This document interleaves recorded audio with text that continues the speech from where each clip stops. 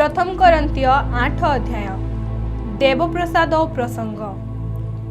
देवप्रसाद सम्बन्धरे मोहर उत्तर एही, आम्भ समस्तंकर ज्ञान अछि बोली तुम्हे माने जहा कहुअछ ताहा आम्भे माने जानु। ज्ञान अहंकार जन्माए किंतु प्रेमरु निष्ठा जात हुए। जदि केही कौनसी विषय ज्ञानी बोली मने करे तेबे ताहार जेपरि जानिबा उचित से एपर्यंत सेपरि जानि नहीं। किंतु जदि केही ईश्वर को प्रेम करे सेही जन ताहांको परिचित।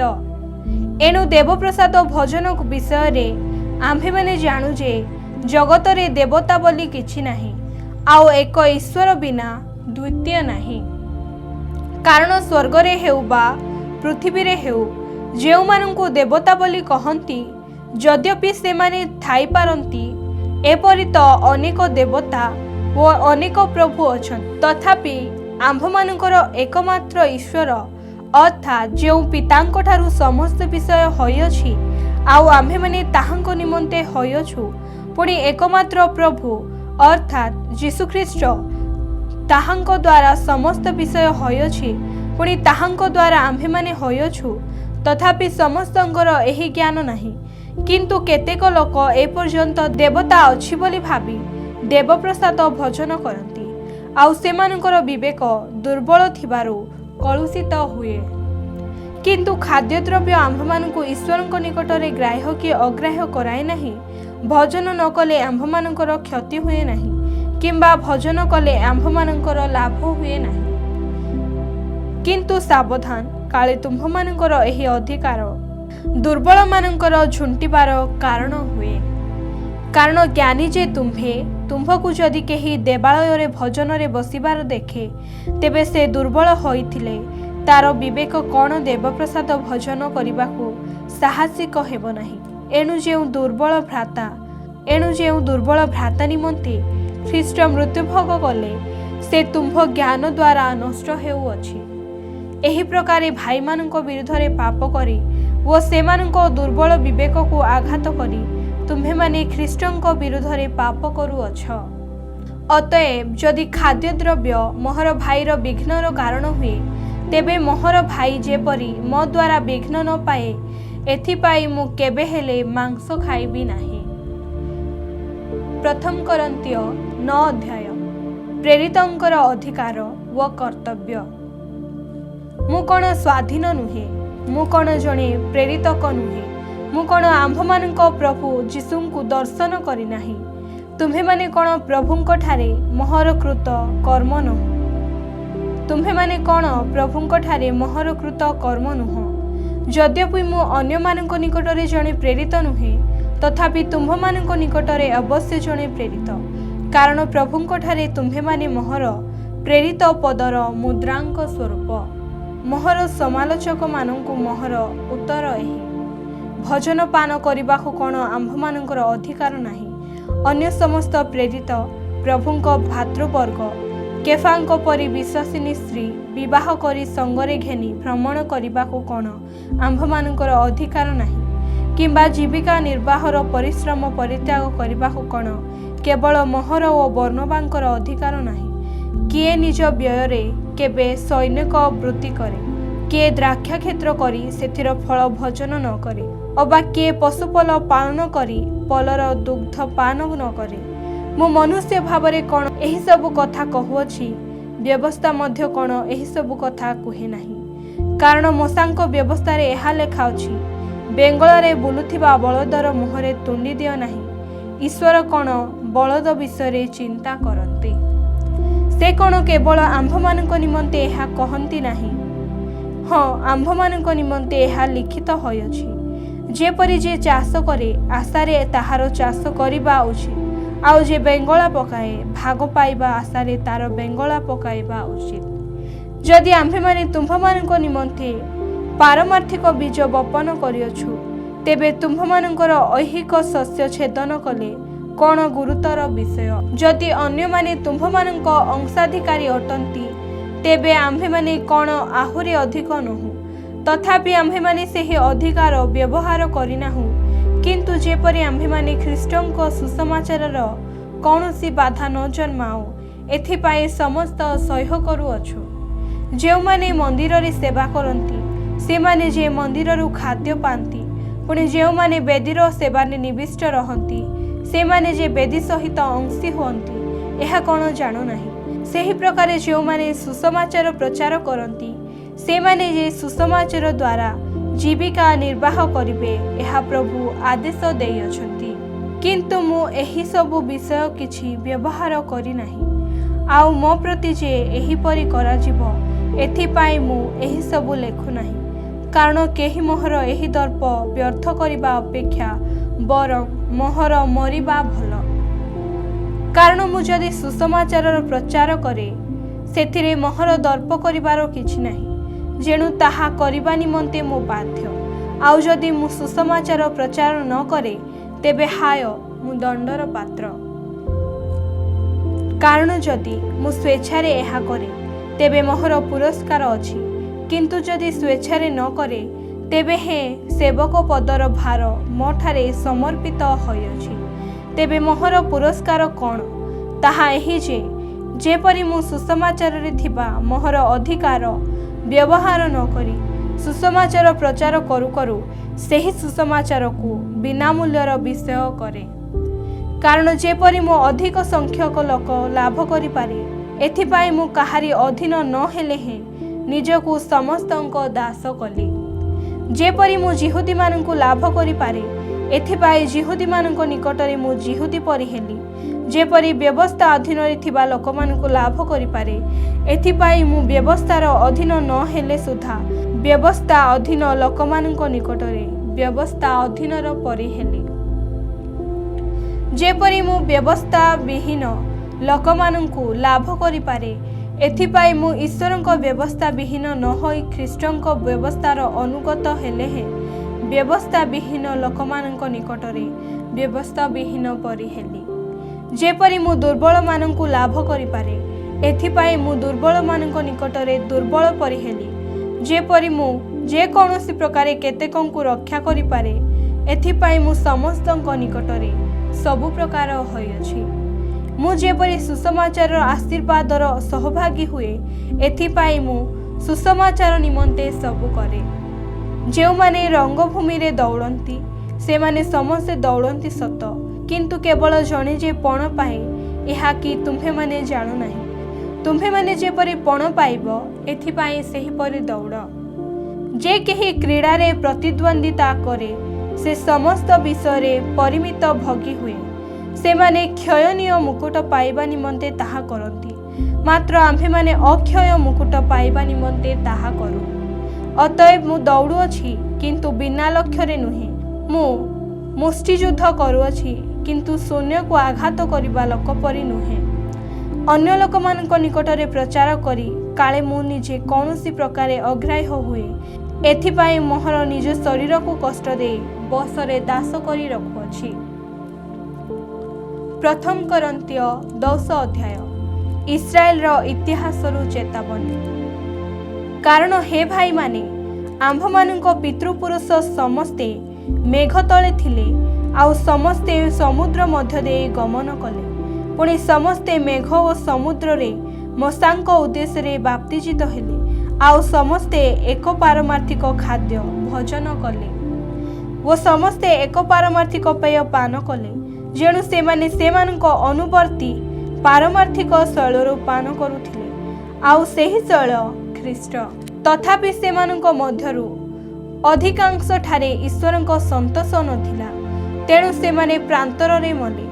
ए समस्त कथा जे तुम्हे माने अज्ञात थाओ, एहा मोहर इच्छा नुहे। सेमाने जे प्रकार मंद विषयर अभिलाषी होइथिले, आम्भे माने जेपरि से प्रकारे अभिलाषी न हेउ, एथि निमंते एही समस्त विषय आम्भमानक पक्षरे दृष्टांत स्वरूप होइअछि। जेपरि सेमानक मध्यरे केतेक प्रतिमा पूजक हेले, सेपरि तुम्हे माने प्रतिमा पूजक हुओ नाही। जेपरि लेखा अछि, लोकमाने भोजन पान करिबाकु बसिले, आउ नृत्य करिबाकु उठिले। जेपरि सेमानक मध्यरे केतेक व्यभिचार करी एक दिन रे 23,000 मरिगले, सेपरि आम्भे माने व्यभिचार न करू। जेपरि सेमानक मध्यरे केतेक प्रभुंको परीक्षा करी सर्प द्वारा विनष्ट हेले, सेपरि आम्भेमाने प्रभुଙ୍କୁ परीक्षा न करू। जेपरि सेमानଙ୍କ ମଧ୍ୟରେ କେତେକ ଲୋକ ବଚସା କରି ସଂହାରକ ଦ୍ୱାରା ବିନଷ୍ଟ ହେଲେ, ସେପରି ତୁମ୍ଭେମାନେ ବଚସା କର ନାହିଁ। ଏହି ସମସ୍ତ ଦୃଷ୍ଟାନ୍ତ ସ୍ୱରୂପେ ସେମାନଙ୍କ ପ୍ରତି ଘଟିଲା। ଆଉ ଯେଉଁମାନଙ୍କ ସମୟରେ ଯୁଗାନ୍ତକାଳ ଉପସ୍ଥିତ ହୋଇଅଛି, ଏପରି ଯେ ଆମ୍ଭେମାନେ ଆମ୍ଭମାନଙ୍କ ଚେତନା ନିମନ୍ତେ ସେହି ସବୁ ଲେଖାଯାଇଅଛି। ଏଣୁ ଯେ ଆପଣାକୁ ସ୍ଥିର ବୋଲି ମନେ କରେ, ସେ ଯେପରି ପତିତ ନ ହୁଏ, ଏଥି ନିମନ୍ତେ ସେ ସାବଧାନ ହେଉ। ମନୁଷ୍ୟ ପ୍ରତି ଯେଉଁ ପ୍ରକାର ପରୀକ୍ଷା ସ୍ୱାଭାବିକ, ତାହା ଛଡ଼ା ଅନ୍ୟ ପ୍ରକାର ପରୀକ୍ଷା ତୁମ୍ଭମାନଙ୍କ ପ୍ରତି ଘଟି ନାହିଁ। କିନ୍ତୁ ଈଶ୍ୱର ବିଶ୍ୱାସ୍ୟ, ସେ ତୁମ୍ଭମାନଙ୍କୁ କୌଣସି ଅସହ୍ୟ ପରୀକ୍ଷାରେ ପରୀକ୍ଷିତ ହେବାକୁ ଦେବେ ନାହିଁ। ମାତ୍ର ଯେପରି ତୁମ୍ଭେମାନେ ସହ୍ୟ କରିପାର, ଏଥିପାଇଁ ପରୀକ୍ଷା ଘଟିବା ସଙ୍ଗେ ସଙ୍ଗେ ସେ ଉଦ୍ଧାରର ପଥ ମଧ୍ୟ ପ୍ରସ୍ତୁତ କରିବେ। ପ୍ରତିମା ପୂଜା ବିରୁଦ୍ଧରେ ଚେତାବନୀ। ଅତଏବ ହେ ମୋହର ପ୍ରିୟମାନେ, ପ୍ରତିମା ପୂଜାରୁ ପଳାୟନ କର। ମୁଁ ବୁଦ୍ଧିମାନ ଲୋକଙ୍କୁ କହିଲା ପରି କହୁଅଛି। ମୁଁ ଯାହା କହୁଅଛି, ତାହା ତୁମ୍ଭେମାନେ ନିଜେ ବିଚାର କର। ଯେଉଁ ଆଶୀର୍ବାଦ ପାତ୍ରକୁ ଆମ୍ଭେମାନେ ଆଶୀର୍ବାଦ କରୁ, ତାହା କି ଖ୍ରୀଷ୍ଟଙ୍କର ରକ୍ତର ସହଭାଗିତା ନୁହେଁ? ଯେଉଁ ରୋଟି ଆମ୍ଭେମାନେ ଭାଙ୍ଗୁ, ତାହା କି ଖ୍ରୀଷ୍ଟଙ୍କ ଶରୀରର ସହଭାଗିତା ନୁହେଁ? କାରଣ ରୋଟି ଏକ ହେବାରୁ ଆମ୍ଭେମାନେ ଅନେକ ହେଲେ ହେଁ ଏକ ଶରୀର ସ୍ୱରୂପ। ଯେଣୁ ଆମ୍ଭେମାନେ ସମସ୍ତେ ସେହି ଏକ ରୋଟିର ଅଂଶୀ। ଶାରୀରିକ ଜନ୍ମାନୁସାରେ ଯେଉଁମାନେ ଇସ୍ରାଏଲ ଲୋକ, ସେମାନଙ୍କୁ ଦେଖ। ଯେଉଁମାନେ ବଳିମାଂସ ଭୋଜନ କରନ୍ତି, ସେମାନେ କି ବେଦୀର ସହଭାଗୀ ନୁହନ୍ତି? ତେବେ ଦେବପ୍ରସାଦ ବୋଲି ଯେ କିଛି ଅଛି, ବା ପ୍ରତିମା ବୋଲି ଯେ କିଛି ଅଛି, ଏହା କି ମୁଁ କହୁଅଛି? ନା, କିନ୍ତୁ ମୁଁ କହୁଅଛି ଯେ ଯାହା ଯାହା ସେମାନେ ବଳି ରୂପେ ଉତ୍ସର୍ଗ କରନ୍ତି, ସେହି ସବୁ ସେମାନେ ଈଶ୍ୱରଙ୍କ ଉଦ୍ଦେଶ୍ୟରେ ଉତ୍ସର୍ଗ ନ କରି ଭୂତମାନଙ୍କ ଉଦ୍ଦେଶ୍ୟରେ ଉତ୍ସର୍ଗ କରନ୍ତି। ଆଉ ତୁମ୍ଭେମାନେ ଯେ ଭୂତମାନଙ୍କ ସହଭାଗୀ ହୁଅ, ଏହା ମୋହର ଇଚ୍ଛା ନୁହେଁ। ତୁମ୍ଭେମାନେ ପ୍ରଭୁଙ୍କର ପାନପାତ୍ର ଓ ଭୂତମାନଙ୍କ ପାନପାତ୍ର ଉଭୟରେ ପାନ କରିପାର ନାହିଁ। ତୁମ୍ଭେମାନେ ପ୍ରଭୁଙ୍କ ମେଜ ଓ ଭୂତମାନଙ୍କ ମେଜ ଉଭୟର ଅଂଶୀ ହୋଇପାର ନାହିଁ। ଅଥବା ଆମ୍ଭେମାନେ କ'ଣ ପ୍ରଭୁଙ୍କ ବିରକ୍ତି ଜନ୍ମାଇବା? ଆମ୍ଭେମାନେ କି ତାହାଙ୍କ ଠାରୁ ବଳବାନ? ସମସ୍ତ ବିଷୟର କାରଣ ଈଶ୍ୱରଙ୍କ ଗୌରବ। ସମସ୍ତ ବିଷୟ ସାଧନ କରିବାକୁ ସ୍ୱାଧୀନତା ଅଛି, କିନ୍ତୁ ସମସ୍ତ ବିଷୟ ହିତଜନକ ନୁହେଁ। ସମସ୍ତ ବିଷୟ ସାଧନ କରିବାକୁ ସ୍ୱାଧୀନତା ଅଛି, କିନ୍ତୁ ସମସ୍ତ ବିଷୟରୁ ନିଷ୍ଠାଜାତ ହୁଏ ନାହିଁ।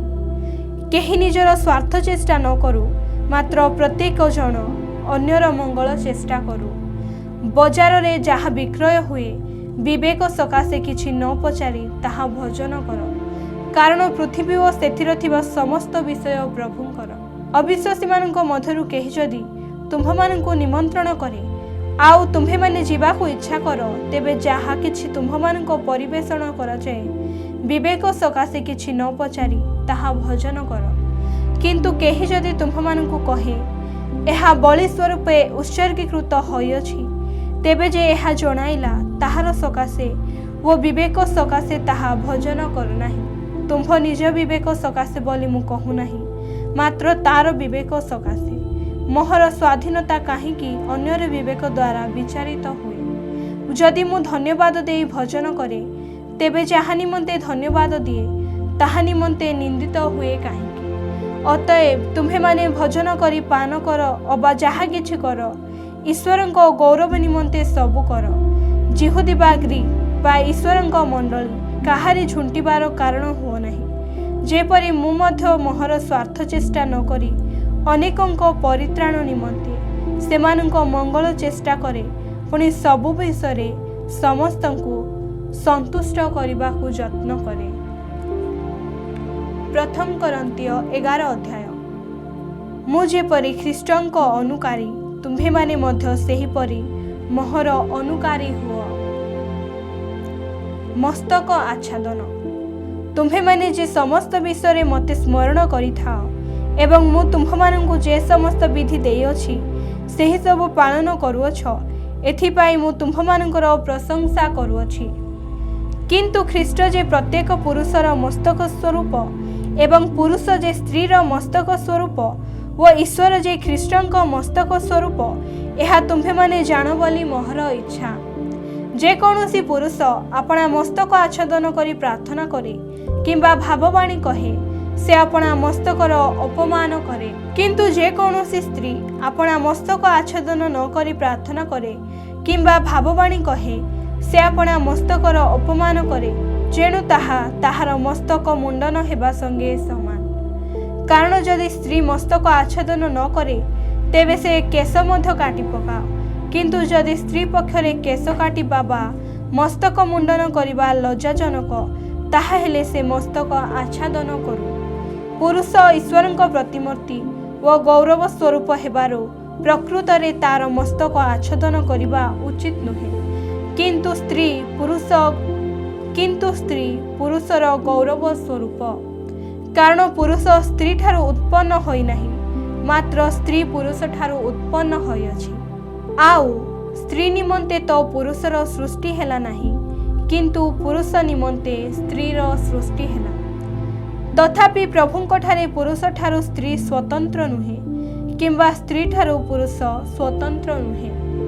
କାରଣ ସ୍ତ୍ରୀ ଯେପରି ପୁରୁଷ ଠାରୁ ଉତ୍ପନ୍ନ, ପୁରୁଷ ମଧ୍ୟ ସେହିପରି ସ୍ତ୍ରୀ ଦ୍ୱାରା ଉତ୍ପନ୍ନ, କିନ୍ତୁ ସମସ୍ତ ବିଷୟ ଈଶ୍ୱରଙ୍କ ଠାରୁ ଉତ୍ପନ୍ନ। ତୁମ୍ଭେମାନେ ନିଜେ ନିଜେ ବିଚାର କର, ମସ୍ତକ ଆଚ୍ଛାଦନ ନ କରି ଈଶ୍ୱରଙ୍କ ନିକଟରେ ପ୍ରାର୍ଥନା କରିବା ସ୍ତ୍ରୀ ପକ୍ଷରେ କ'ଣ ଉପଯୁକ୍ତ? ପ୍ରକୃତି ନିଜେ କି ତୁମ୍ଭମାନଙ୍କୁ ଶିକ୍ଷା ଦିଏ ନାହିଁ ଯେ ପୁରୁଷ ଦୀର୍ଘ କେଶ ରଖିଲେ ତାହା ପକ୍ଷରେ ତାହା ଅପମାନଜନକ, କିନ୍ତୁ ସ୍ତ୍ରୀ ଦୀର୍ଘ କେଶ ରଖିଲେ ତାହା ପକ୍ଷରେ ତାହା ଗୌରବଜନକ। କାରଣ ଆବରଣ ସ୍ୱରୂପେ ତାର କେଶ ତାହାକୁ ଦିଆଯାଇଅଛି। କିନ୍ତୁ କେହି ବିବାଦ କରିବାକୁ ଇଚ୍ଛା କଲେ ସେ ଜାଣୁ ଯେ ଆମ୍ଭମାନଙ୍କର ଏକ ପ୍ରକାର ରୀତି ନାହିଁ କିମ୍ବା ଈଶ୍ୱରଙ୍କ ମଣ୍ଡଳୀ ସମୂହର ନାହିଁ। ପ୍ରଭୁ ଭଜ। କିନ୍ତୁ ତୁମ୍ଭମାନଙ୍କର ସମାଗମ ଯେ ହିତକର ନ ହୋଇ ବରଂ ଅହିତକର ହେଉଅଛି, ଏଥିରେ ମୁଁ ତୁମ୍ଭମାନଙ୍କର ପ୍ରଶଂସା କରି ନ ପାରି ଏହି ଆଦେଶ ଦେଉଅଛି। କାରଣ ପ୍ରଥମରେ ମୁଁ ଶୁଣିଅଛି ଯେ ମଣ୍ଡଳୀ ସ୍ୱରୂପେ ତୁମ୍ଭମାନଙ୍କର ସମାଗମ ସମୟରେ ତୁମ୍ଭମାନଙ୍କ ମଧ୍ୟରେ ଦଳଭେଦ ଘଟିଥାଏ।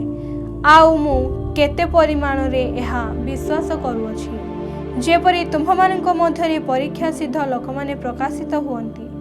ଏଥିପାଇଁ ତୁମ୍ଭମାନଙ୍କ ମଧ୍ୟରେ ତ ଦଳଭେଦ ନିଶ୍ଚୟ ଘଟିବ। ତୁମ୍ଭମାନଙ୍କର ସମାଗମ ହେବା ସମୟରେ ତୁମ୍ଭେମାନେ ପ୍ରଭୁ ଭୋଜ ପାଳନ କରି ନଥାଅ। କାରଣ ଭୋଜନ ସମୟରେ ପ୍ରତ୍ୟେକ ଜଣ ଅନ୍ୟର ଅପେକ୍ଷା ନ କରି ଆପଣା ଆହାର ଭୋଜନ କରେ। ସେଥିପାଇଁ ଜଣେ କ୍ଷୁଧାରେ ରହେ ଓ ଅନ୍ୟ ଜଣେ ମାତାଲ ହୁଏ। କ'ଣ ତୁମ୍ଭମାନଙ୍କର କି ଭୋଜନ ପାନ କରିବା ନିମନ୍ତେ ଘର ନାହିଁ? କିମ୍ବା ତୁମ୍ଭେମାନେ କ'ଣ ଈଶ୍ୱରଙ୍କ ମଣ୍ଡଳୀ କି ଅବଜ୍ଞା କରୁଅଛ? ପୁଣି ଯେଉଁମାନଙ୍କର ନାହିଁ ସେମାନଙ୍କୁ ଲଜ୍ଜା ଦେଉଅଛ। ମୁଁ ତୁମ୍ଭମାନଙ୍କୁ କ'ଣ କହିବି? କ'ଣ ତୁମ୍ଭମାନଙ୍କର ପ୍ରଶଂସା କରିବି? ଏ ବିଷୟରେ ମୁଁ ତୁମ୍ଭମାନଙ୍କର ପ୍ରଶଂସା କରୁନାହିଁ। କାରଣ ମୁଁ ପ୍ରଭୁଙ୍କ ଠାରୁ ପ୍ରାପ୍ତ ଯେଉଁ ଶିକ୍ଷା ତୁମ୍ଭମାନଙ୍କୁ ପ୍ରଦାନ କରିଅଛି, ତାହା ଏହି: ଶତ୍ରୁ ହସ୍ତରେ ସମର୍ପିତ ହେବା ରାତ୍ରିରେ ପ୍ରଭୁ ଯୀଶୁ ରଟି ଘେନି ଧନ୍ୟବାଦ ଦେଇ ତାହା ଭାଙ୍ଗି କହିଲେ, ଏହା ତୁମ୍ଭମାନଙ୍କ ନିମନ୍ତେ ମୋହର ଶରୀର, ମୋତେ ସ୍ମରଣ କରିବା ନିମନ୍ତେ ଏହା କର। ସେହିପରି ଭୋଜନ ଉତ୍ତାରେ ସେ ପାନପାତ୍ର ମଧ୍ୟ ଘେନି କହିଲେ, ଏହି ପାନପାତ୍ର ମୋହର ରକ୍ତରେ ସ୍ଥାପିତ ନୂତନ ନିୟମ। ତୁମ୍ଭେମାନେ ଯେତେଥର ଏଥିରୁ ପାନ କର, ସେତେଥର ମୋତେ ସ୍ମରଣ କରିବା ନିମନ୍ତେ ଏହା କର। କାରଣ ଯେତେଥର ତୁମ୍ଭେମାନେ ଏହି ରୋଟି ଭୋଜନ କର ଓ ଏହି ପାନପାତ୍ରରୁ ପାନ କର, ସେତେଥର ତୁମ୍ଭେମାନେ ପ୍ରଭୁଙ୍କ ଆଗମନ ପର୍ଯ୍ୟନ୍ତ ତାହାଙ୍କ ମୃତ୍ୟୁ ପ୍ରଚାର କରୁଅଛ। ଅତଏବ ଯେ କେହି ଅଯୋଗ୍ୟ ଭାବରେ ପ୍ରଭୁଙ୍କର ଏହି ରୋଟି ଭୋଜନ କରେ କିମ୍ବା ଏହି ପାତ୍ରରୁ ପାନ କରେ, ସେ ପ୍ରଭୁଙ୍କ ଶରୀରର ଓ ରକ୍ତର ଦାୟୀ ହେବ। କିନ୍ତୁ ମନୁଷ୍ୟ ଆପଣାକୁ ପରୀକ୍ଷା କରୁ, ଆଉ ସେହିପରି ଭାବେ ଏହି ରୋଟି ଭୋଜନ କରୁ ଓ ଏହି ପାତ୍ରରୁ ପାନ କରୁ। କାରଣ ଯେ ପ୍ରଭୁଙ୍କ ଶରୀରକୁ ବିଶେଷ ନ ମଣି ଭୋଜନ କରେ ଓ ପାନ କରେ, ସେ ଆପଣା ଦଣ୍ଡ ନିମନ୍ତେ ଭୋଜନ କରେ ଓ ପାନ କରେ। ଏହି ହେତୁ ତୁମ୍ଭମାନଙ୍କ ମଧ୍ୟରେ ଅନେକ ଦୁର୍ବଳ ଓ ପୀଡ଼ିତ, ପୁଣି ଅନେକେ ମହାନିଦ୍ରା ପ୍ରାପ୍ତ ଅଟନ୍ତି। କିନ୍ତୁ ଯଦି ଆମ୍ଭେମାନେ ଆପଣା ଆପଣାର ବିଚାର କରନ୍ତୁ, ତେବେ ବିଚାରିତ ହେଉନଥାନ୍ତୁ। आउ जगत सहित जेपरी दंडाज्ञा प्राप्त न हेउ एथि निमंते प्रभुंक द्वारा विचारित होई आम्भे माने शास्ति भोग करुअछु। अतएव मोहर भाई माने तुम्हे माने भजन करबा निमंते समवेत हेबा से मरे परस्पर पाई अपेक्षा कर। तुम्ह मानक समागम जेपरी दंड निमंते न हुए एथिपाई जदि केही क्षुदित तेबे से घरे भजन करू। अवशिष्ट समस्त विषय मु गले बुझिबी। प्रथम करंतिय 12 अध्याय आत्मिक दान। हे भाई माने आत्मिक दान संबंध रे जे तुम्हे माने अज्ञ थाओ एहा मोहर इच्छा नुहे। तुम्हे माने जानो जे जेतेबेले तुम्हे माने विजाति थिलो सेतेबेले जेपरि परिचालित हेउथिलो सेहिपरि भ्रांत भावरे चालित होई मूक प्रतिमा मानक अनुगत थिलो। सेथिपाई मु तुम्ह मानकु जणाउछि ईश्वरंक आत्मा प्राप्त होई कथा कहिबा कौनसी लोक जीशु अभिशप्त बोली कुहे नाही। पुणी कौनसी लोक पवित्र आत्मा प्राप्त न होई जीशु प्रभु बोली कहि पारे नाही। अनुग्रह दान विभिन्न प्रकार किंतु आत्मा एक, सेवा विभिन्न प्रकार आउ प्रभु एक, कार्य विभिन्न प्रकार किंतु ईश्वर एक। से समस्तंक ठारे समस्त साधन करती किंतु प्रत्येक जनकु आत्मांक गुण प्रकाशक दान साधारण हित निमंते प्रदत्त हुए। कारण जनकु आत्मांक द्वारा बुद्धिर वाक्य अन्य जनकु सेही आत्मांक शिक्षा अनुଯାयी ज्ञानर वाक्य अपर जनकु सेही आत्मांक द्वारा विश्वास आउ जनकु सेही एक आत्मांक द्वारा आरोग्य करिबार शक्ति अन्य जनकु नाना शक्तिर कार्य साधन करिबार आउ जनकु भाववाणी कहिबार अन्य जनकु भिन्न भिन्न आत्मा चिन्हिबार आउ जनकु विभिन्न परभाषा कहिबार अन्य जनकु भाषार अर्थ करिबार शक्ति दान करा जाए। किंतु से एकमात्र आत्मा अपना इच्छा अनुसार प्रत्येक जनकु पृथक पृथक रूपे दान वितरण करी एही समस्त कर्म साधन करती। अनेक अंग विशिष्ट एक शरीर। कारण जेपरि शरीर एक आउ सेथिर अंग प्रत्यंग अनेक मात्र शरीरर समस्त अंग प्रत्यंग अनेक हेले हे एक शरीर अटे सेहिपरि मध्य ख्रीष्ट। जेणु आम्भे माने जिहुदी हेउ बा ग्रीक हेउ दास हेउ बा स्वाधीन हेउ समस्ते तो एक आत्मांक द्वारा एक शरीर हेबा उद्देश्य रे बाप्तिजित होइअछु आउ समस्ते एक आत्मारु पान करिअछु। कारण शरीर तो एक अंग नुहे मात्र अनेक। पाप जदि कहे मो हाथ नुहे तेणु शरीरर अंग नुहे तेबे एथि सकाशे ताहा जे शरीरर अंग नुहे ताहा नुहे। पुणी कान जदि कहे मो आखि नुहे तेणु शरीरर अंग नुहे तेबे एथि सकाशे ताहा जे शरीर अंग नुहे ताहा नुहे। समस्त शरीर जदि चक्षु हुए तेबे श्रवण केउठारे, समस्त शरीर जदि कर्ण हुए तेबे आघ्राण केउठारे। किंतु ईश्वर अंग प्रत्यंग को गटी गटी करी शरीर रे अपना इच्छा अनुसार खंजी अछंती। आउ जदि से समस्त गोटिए अंग होई थांता तेबे शरीर केउठारे। किंतु प्रकृत रे अंग प्रत्यंग अनेक मात्र शरीर एक। तोठारे मोहर प्रयोजन नाही बोली आखि हाथ को कहि पारे नाही क्यों बा तोठारे मोहर प्रयोजन नाही बोली मस्तक पाद को कहि पारे नाही। बरं अन्य पक्षरे शरीर जे समस्त अंग प्रत्यंग अधिक दुर्बल बोली बोध हुए सेही सबु एकांत प्रयोजनीय। पुणी शरीर जेउ सब अंग अधिक आदरहीन बोली आम्भ मानकु बोध हुए सेही सबु अंग को आम्भे माने अधिकतर समादर रे भूषित करू। आउ आम्भ मानक असुंदर अंग गुड़िक अधिकतर सभायुक्त हुए। किंतु आम्भ मानक सुंदर अंग गुड़िकर सभायुक्त हेबा प्रयोजन नाही। मात्र जेपरि शरीर मध्यरे विभेद न घटे बरं अंग प्रत्यंग समभावरे परस्परर मंगल चिंता करती एथिपाई ईश्वर आदरहीन अंग को अधिकतर समादर दे शरीर को संगठन करिअछंती। आउ गोटे अंग दुख भोग कले समस्त अंग प्रत्यंग तार सहित दुख भोग करती किंबा गोटे अंग गौरव प्राप्त हेले समस्त अंग प्रत्यंग तार सहित आनंद करती। तुम्हे माने ख्रीष्टंक शरीर आउ एक एक जन एक एक अंग स्वरूप। पुणी ईश्वर मंडली रे प्रथम प्रेरित, द्वितीय भाववादी, तृतीय शिक्षक एहीपरि विभिन्न व्यक्ति को नियुक्त करियछंती। परे शक्तिर कार्य, तत्परे आरोग्य करिवार शक्ति, परोपकारिता, परिचालनार क्षमता व विभिन्न परभाषा दान करियछंती। समस्ते की प्रेरित, समस्ते की भाववादी, समस्ते की शिक्षक, समस्ते की शक्तिर कार्य साधक, समस्ते की आरोग्य करिवार शक्ति पाई अछंती, समस्ते की परभाषा रे कथा कहंती, समस्ते की भाषार अर्थ करंती। किंतु श्रेष्ठ दान समस्त पाइबा निमंते एकांत चेष्टा कर।